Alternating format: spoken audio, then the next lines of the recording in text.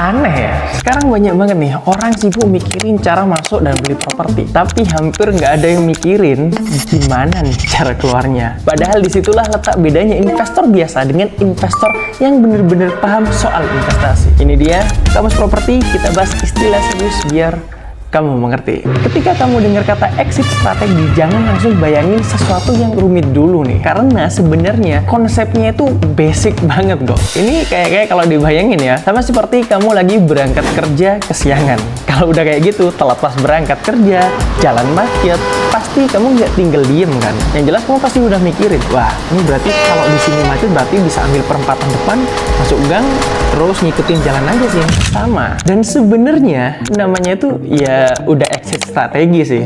Jadi memang kalau dibahasain gampangnya ya exit strategi itu berarti rencana keluar. Jadi sebelum kita beli properti, bangun villa atau masuk ke sebuah proyek investasi, kita harus tahu dulu nih nanti keluarnya lewat apa ya? Dijual kah, disewakan, ditahan, atau dipakai buat modal ke proyek berikutnya ya? Karena masalahnya banyak orang di properti itu bukan cuma salah beli, tapi masuk tanpa tahu cara keluarnya. Udah kayak nemu cafe hidden gem tapi lupa jalan pulangnya nih. Sekarang gini deh, coba bayangin kamu beli villa di Bali. Awalnya kelihatan bagus banget, lokasi oke. Tahun ke depan kita nggak tahu nih ke depannya gimana. Mungkin kamu butuh dana cepet, mungkin market sewa lagi turun, mungkin kamu mau pindah ke aset lain yang bahkan lebih besar. Di titik itu pertanyaannya berarti kan bukan villanya bagus nggak ya, tapi kalau saya mau keluar, aset ini bisa dibawa kemana sih? Itulah kenapa exit strategi itu penting banget. Dan di sini kita coba kepil 4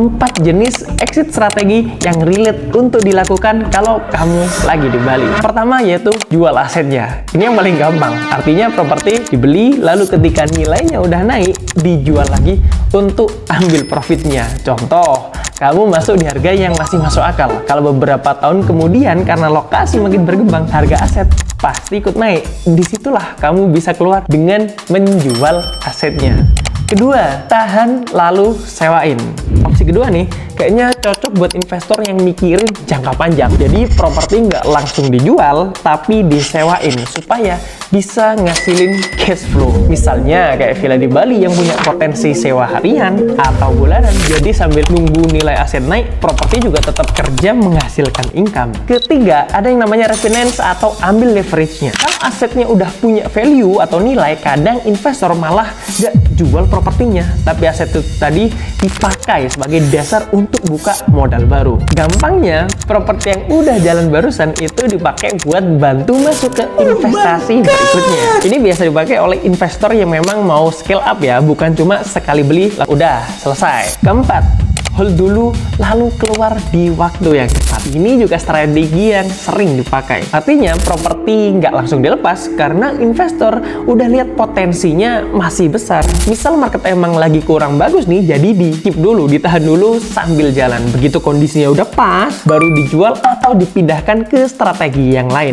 Jadi bukan asal pegang, tapi pegang dengan tujuan. Ini sama halnya kayak gimana Miralen ngembangin sebuah proyek seperti Samani Villa. Disitulah kita nggak hanya berpikir gimana nih buat villa yang cantik atau premium aja, tapi Miralen juga mikirin satu hal yang memang jauh lebih penting. Gimana caranya aset ini tetap menarik untuk dimiliki, disewain, bahkan diperjualbelikan beberapa tahun ke depan. Mulai dari pemilihan lokasi, desain yang timeless, kualitas pembangunan, sampai potensi pasar sewanya. Semuanya udah dirancang agar investor nggak hanya punya aset, tapi juga punya exit strategi yang lebih matang dan jelas. Karena pada akhirnya investor yang santuy bukanlah yang beli paling cepat, melainkan yang sejak hari pertama dia udah tahu, nanti saya akan keluar lewat sini nih, dan gimana caranya nih aset tetap bekerja untuk saya.